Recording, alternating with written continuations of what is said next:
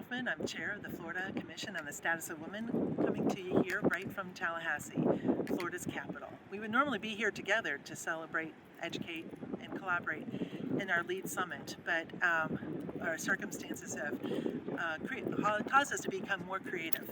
But I am so excited for the opportunity to celebrate women throughout the state of Florida with our Spirit of Community Awards. Just going to be a great time to hear their stories and the impact that they have made in their communities. Also, coming up is the opportunity to celebrate great students throughout the state of Florida through our essay contest, which we hold annually. I'm excited for you to get to know them as we have and inspire for the next Spirit of Community Awards essay contest that will be coming up in this coming year as well. Thank you so much for joining us, and we cannot wait to be together again.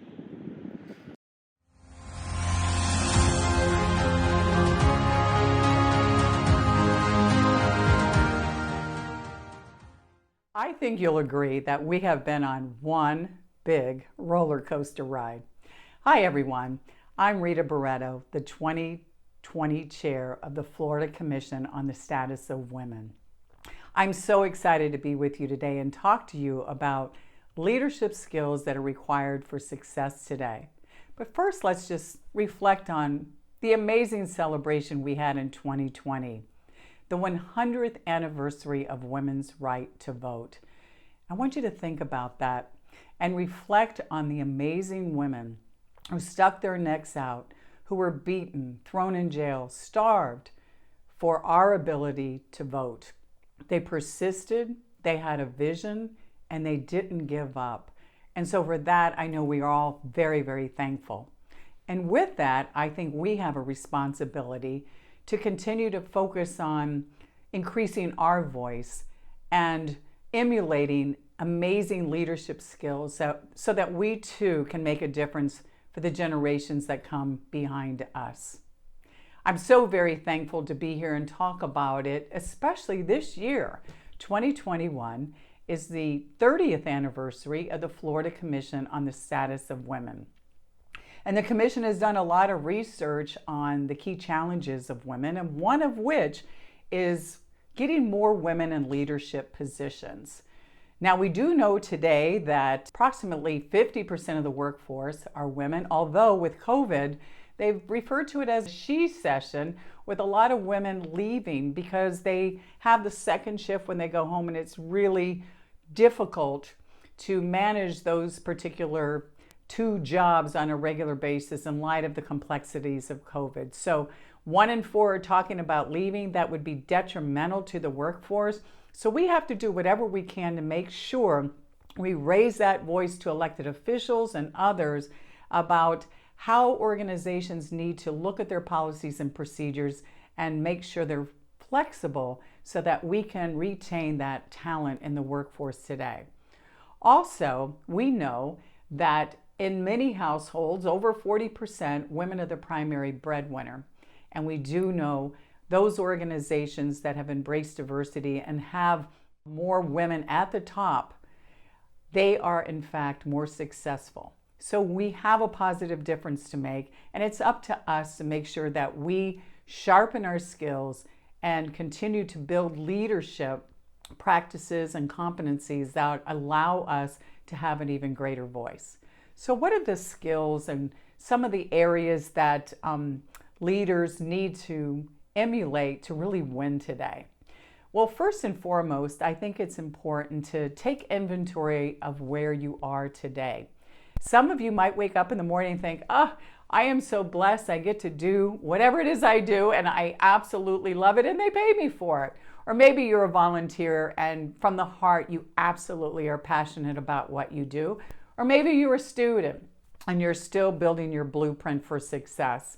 Whatever it is, if you have a connection between your values and how you're living your life, that is what I call true success.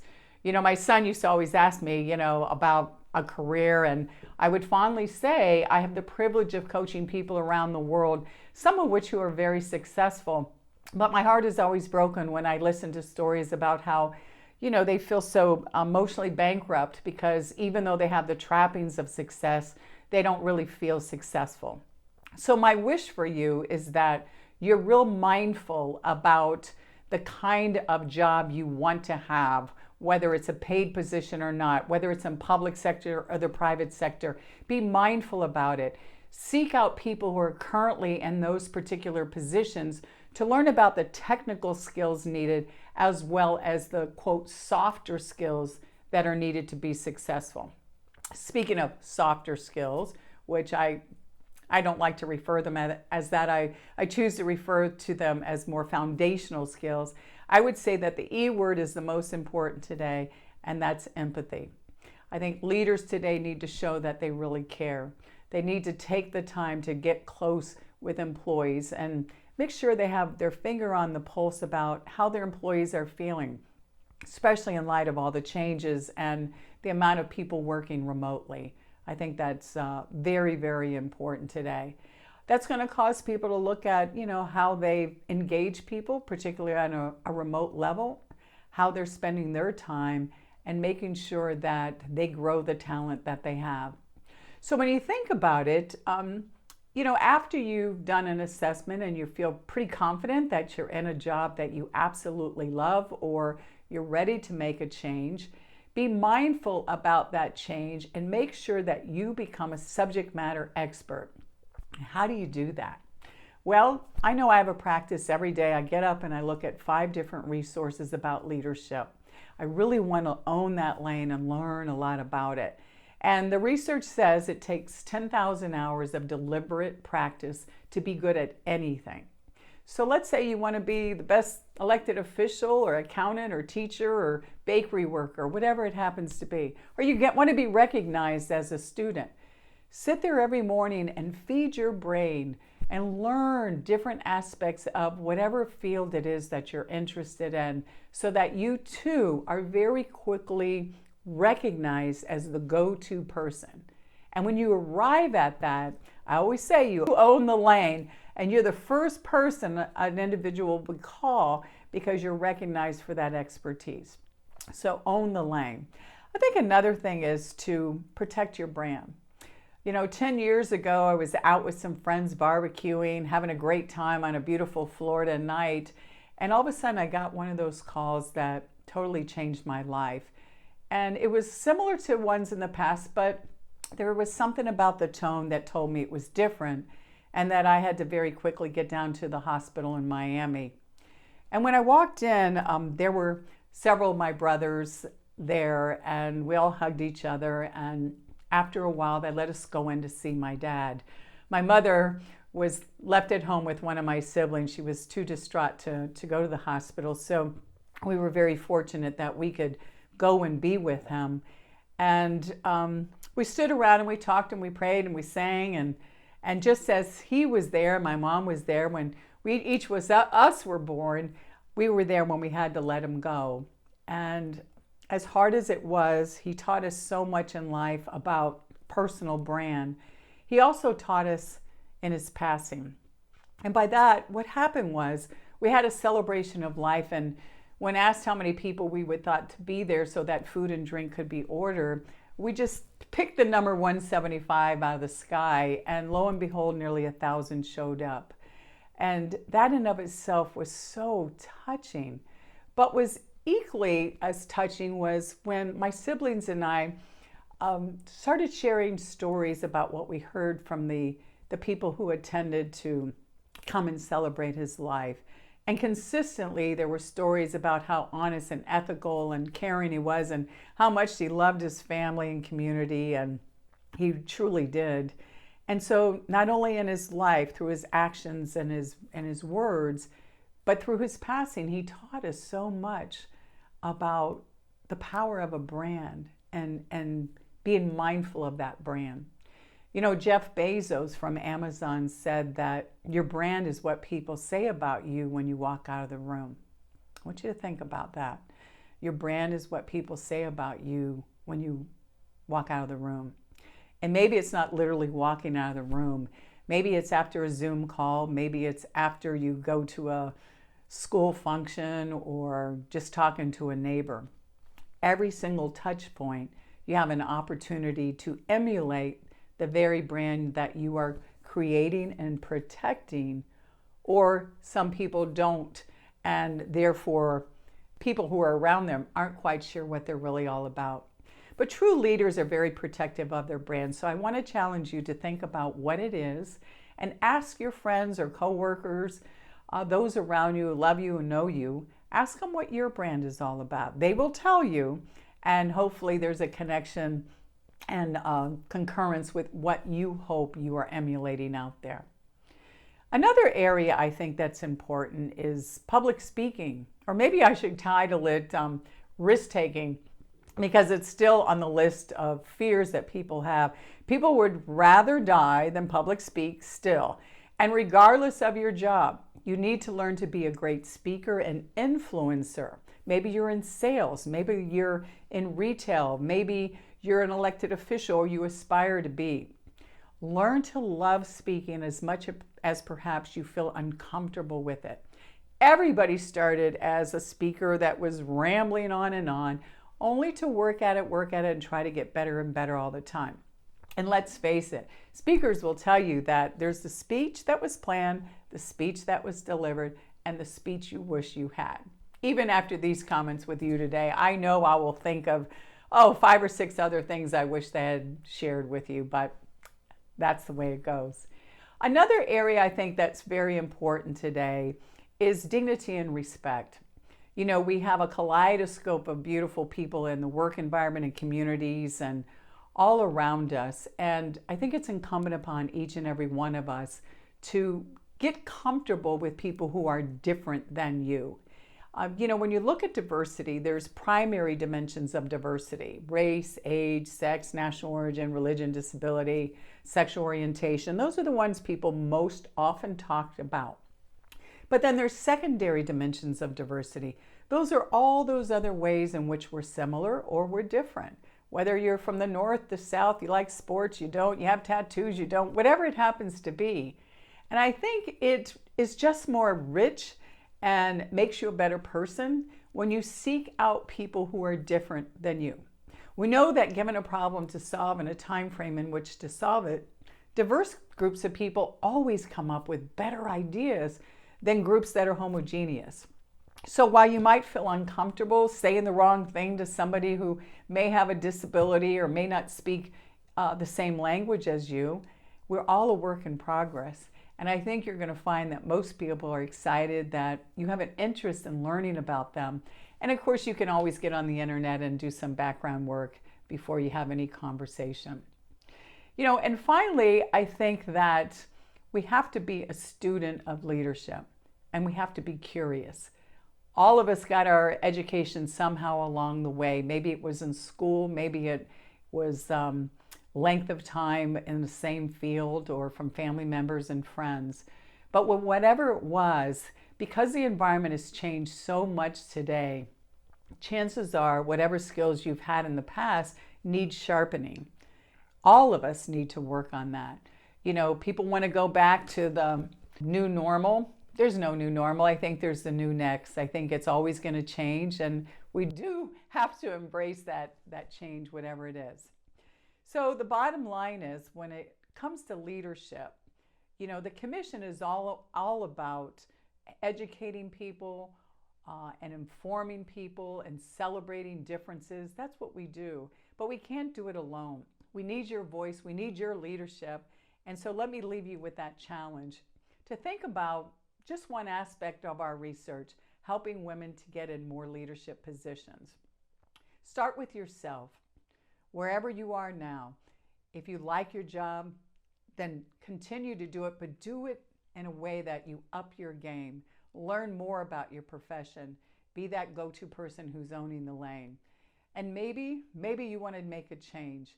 Maybe you want to change fields. Maybe you want to take that risk and run for office, or maybe just leave the workforce and go back to school, or vice versa. Whatever it is, embrace it. Don't have that fear. Take that little voice on your shoulder that maybe that negative self-talk, and just knock it off and really have that confidence. And finally, surround yourself with people who will support your dreams. We are all a result of the 10 people that we hold closest to us. Hopefully they're passionate about you, they're supportive about what you want to do. They'll tell you when you're taking a risk that may not be smart.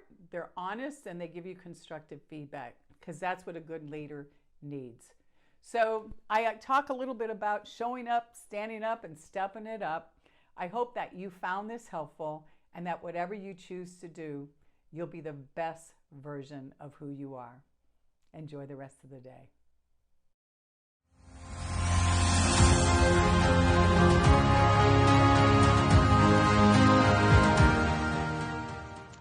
Good afternoon. I'm Jennifer Kennedy, Chair of the Florida Commission on the Status of Women's Awards and Recognition Committee. It's truly an honor to recognize 9 outstanding individuals with the 2020 Spirit of Community Award. The Spirit of Community Award celebrates individual achievements and the unsung heroines and heroes in their communities. Each year, the Commission seeks nominations of meritorious women and men who have improved the lives of Florida women and families, and who serve as positive role models for women and girls. The recipients of the Florida Commission on the Status of Women's Spirit of Community Awards are the embodiment of dedicated community service. Each day, these volunteers mentor children, advocate for women and families in need, and help to make our loved ones healthier. They make our communities and our state a much better place. I'm astounded at their energy and drive to help others, and I have great admiration for them. Listening to all the accomplishments of our honorees, I always find myself wondering how they find the time. However, over the years, I've discovered that volunteers don't necessarily have the time, but they have the heart. Listen as I read just a little bit about each honoree, as their stories may inspire you to take some action that changes someone's life, makes a difference in your community, the state, and maybe even the world. Each honoree will receive a plaque and a letter of recognition from Governor Ron DeSantis. Our 2020 Spirit of Community Award recipients are Peggy Brockman, is a longtime community leader and is currently serving her 2nd year as chair of Okaloosa Commission on the Status of Women, and is a former board chair of the Fort Walton Beach Chamber of Commerce. She supports our military community as the current civic leader advisor to the Air Education Training Commander at the 33rd Fighter Wing, Eglin Air Force Base. Felicia Brunson has earned the reputation as the voice for the young and the young at heart in Broward County. She hopes to leave a legacy for many women to emulate. Her love of service is equal to her love for all the people she serves. According to the writer and environmentalist Terry Tempest Williams, the eyes of the future are looking back at us, and they are praying for us to see beyond our own time. Assistant Chief Lakeisha Burton is a 20-plus year veteran of the Jacksonville Sheriff's Office. She holds the distinction of having been the 4th African-American female to obtain the rank of police sergeant, the 2nd African-American female to earn the rank of police lieutenant. Her commitment to the community is demonstrated by her selfless contributions to the various boards she's a part of. Lucia Campbell has spent her life caring for her family and serving as a mentor to many in Lakeland. For over 50 years, she has influenced women of all ages by coming alongside, serving, and meeting tangible needs. She's done this primarily by working through her local church, of which she is a faithful member. Living and serving in the dailies, as she calls the routines of everyday life, highlights the significant impact that small, practical acts of service can have on a community when done with great love over time. Dolly Hand is a Florida native who has devoted her life to helping Florida residents.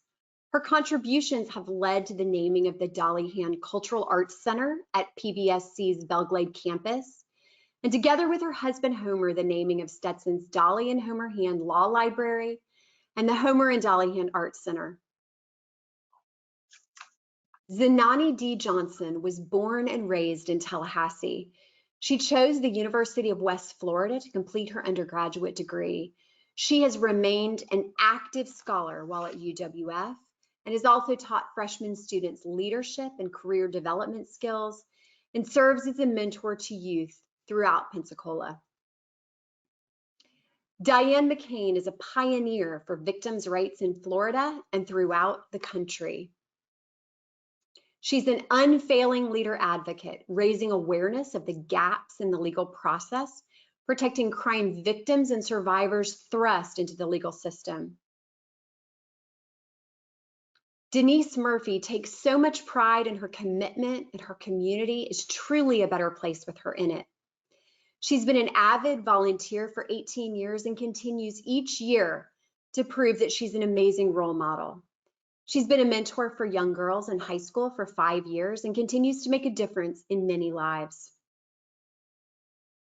Adrienne Stevenson, PhD, is passionate about inspiring, mentoring, and challenging the next generation of leaders, particularly those from underrepresented groups, to change the narrative about their place in society. She sums up her why with the anonymous quote, "You have been assigned this mountain to show others it can be moved." Congratulations again, and thank you for your continued service.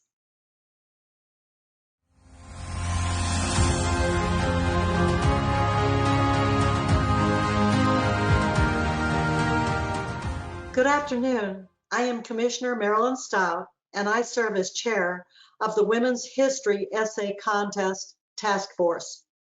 We are honored to have our 7th annual Women's History Essay Contest this year. The contest is designed as a tool which allows our children to learn about the women who shaped Florida. It also lends the learning experience of seeing themselves as leaders, seeking a way to improve the lives of women today.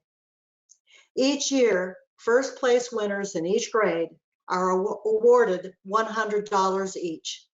Second place winners receive $75 each. Also, each winner will be presented with a certificate and a special recognition letter from Governor Ron DeSantis. Before I announce this year's essay contest winners, I would like to recognize the winners from last year's essay contest and video contest. Due to our COVID pandemic, we have been unable to properly recognize our 2020 winners until now. Our 2020 essay theme was to write an essay about what the right to vote means and explain why everyone should vote in the 2020 election. This was especially important as 2020 marked the 100th anniversary of the ratification of the 19th Amendment, ensuring and protecting women's constitutional right to vote. The 6th grade winners are: first place, Zia Chambers, Paul Laurence Dunbar Middle School in Fort Myers.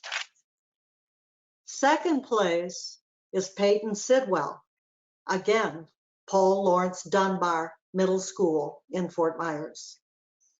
The 7th grade winners are: first place, Milana Fonte, Nova Southeastern U School in Davie. Second place is Daniela Gold, Walter C. Young Middle School in Pembroke Pines.